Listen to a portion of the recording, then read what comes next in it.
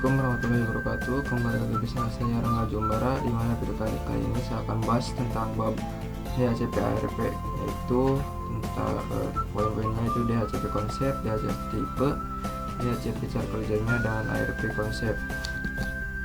Untuk konsep DHCP memiliki kepanjangan dari Dynamic Host Configuration Protocol.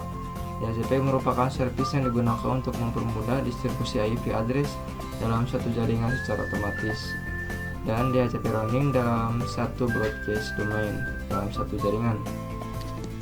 Dan adapun tipe DHCP, yang pertama itu DHCP server sebagai penyedia layanan call IP yang berfungsi untuk memberikan IP address kepada DHCP klien.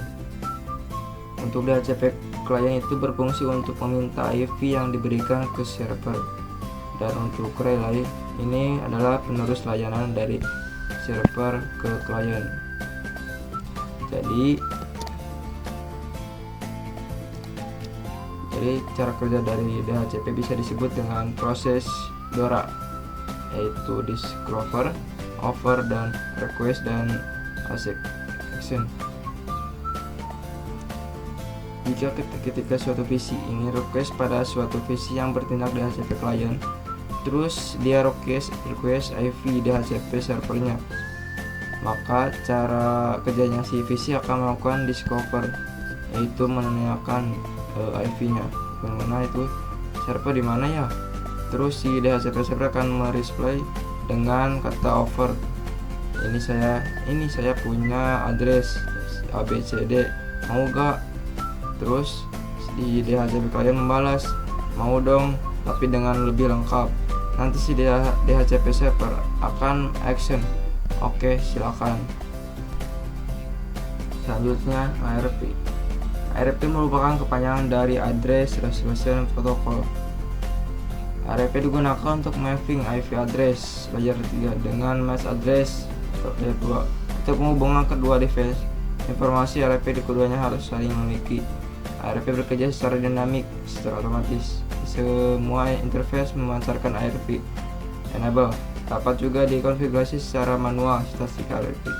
Jadi kalau kita coba implementasikan dalam Peanut Lab, sebenarnya di sini cara kerja ARP-nya akan tercatat di router. Jadi ARP itu akan tercatat di tabel, di mana ARP itu dicatat ketika ada suatu paket yang masuk ke router, baik itu masuk melalui Ether 2 ataupun keluar melalui Ether 1.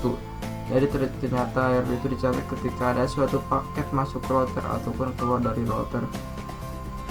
ARP digunakan pengguna ingin berkomunikasi di jaringan area lokal atau internet, yang ini membutuhkan alamat match pengiriman dari menerima sebelum transfer data dilakukan.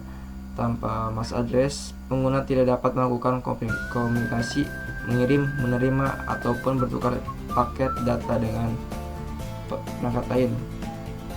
Adapun dua kelebihan utama menggunakan ARP, diantaranya MAC address itu bisa didapatkan secara mudah dan cepat jika sudah mengetahui IP addressnya.